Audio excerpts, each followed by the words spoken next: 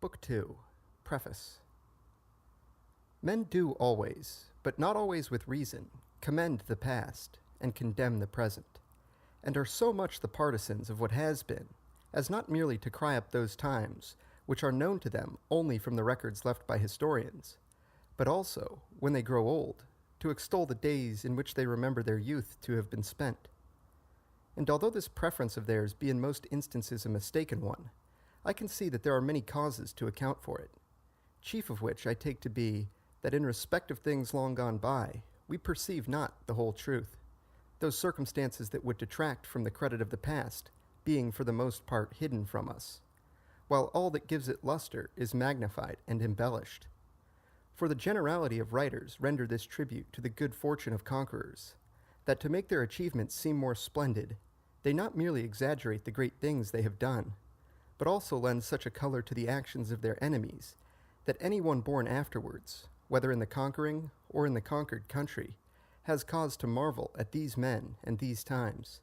and is constrained to praise and love them beyond all others. Again, men being moved to hatred, either by fear or envy, these two most powerful causes of dislike are cancelled in respect of things which are past, because what is past can neither do us hurt nor afford occasion for envy. The contrary, however, is the case with the things we see and in which we take part. For in these, from our complete acquaintance with them,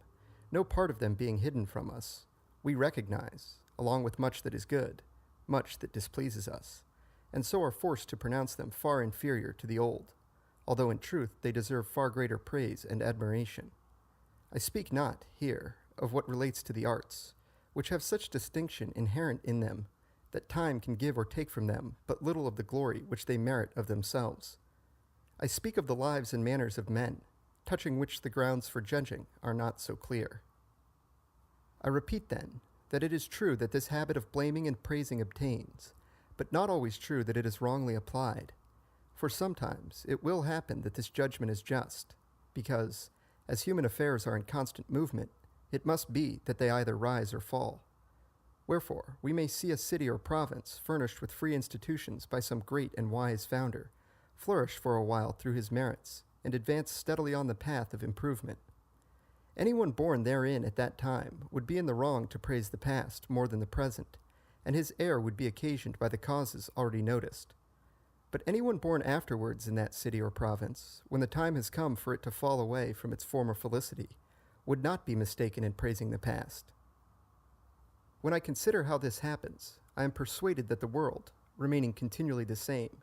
has in it a constant quantity of good and evil, but that this good and this evil shift about from one country to another, as we know that in ancient times empire shifted from one nation to another, according as the manners of these nations changed, the world, as a whole, continuing as before, and the only difference being that, whereas at first Assyria was made the seat of its excellence, this was afterwards placed in Media, then in Persia, until at last it was transferred to Italy and Rome. And although after the Roman Empire none has followed which has endured, or in which the world has centered its whole excellence, we nevertheless find that excellence diffused among many valiant nations, the kingdom of the Franks, for example, that of the Turks, that of the Soldan, and the states of Germany at the present day, and shared at an earlier time by that sect of the Saracens who performed so many great achievements and gained so wide a dominion after destroying the Roman Empire in the East.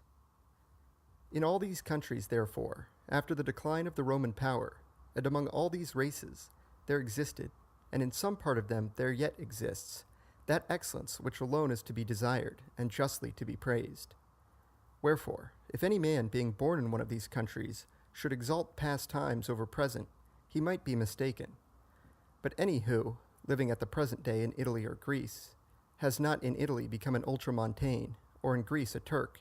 has reason to complain of his own times, and to commend those others, in which there were many things which made them admirable,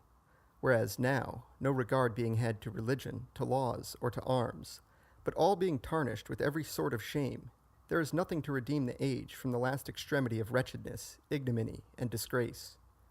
And the vices of our age are the more odious in that they are practiced by those who sit on the judgment seat, govern the state, and demand public reverence. But, returning to the matter in hand, it may be said, that if the judgment of men be at fault in pronouncing whether the present age or the past is the better in respect of things whereof, by reason of their antiquity, they cannot have the same perfect knowledge which they have of their own times, it ought not to be at fault in old men when they compare the days of their youth with those of their maturity, both of which have been alike seen and known by them. This were indeed true, if men at all periods of their lives judged of things in the same way, and were constantly influenced by the same desires. But since these alter, the times, although they alter not, cannot but seem different to those who have other desires, other pleasures, and other ways of viewing things in their old age from those they had in their youth. For since, when they grow old, men lose in bodily strength, but gain in wisdom and discernment, it must needs be that those things which in their youth seemed to them tolerable and good, should in their old age appear intolerable and evil. And whereas they should ascribe this to their judgment, they lay the blame upon the times. But further, since the desires of men are insatiable, nature prompting them to desire all things, and fortune permitting them to enjoy but few, there results a constant discontent in their minds, and a loathing of what they possess, prompting them to find fault with the present, praise the past, and long for the future, even though they be not moved thereto by any reasonable cause.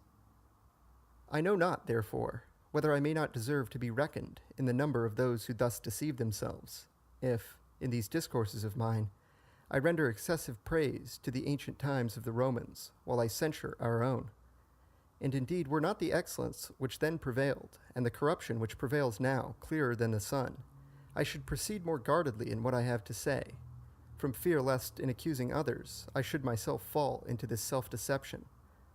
But since the thing is so plain that everyone sees it, I shall be bold to speak freely all I think, both of old times and of new, in order that the minds of the young, who happen to read these my writings, may be led to shun modern examples, and be prepared to follow those set by antiquity, whenever chance affords the opportunity. For it is the duty of every good man to teach others those wholesome lessons which the malice of time or of fortune has not permitted him to put in practice, to the end that out of many who have the knowledge, someone better loved by heaven may be found able to carry them out.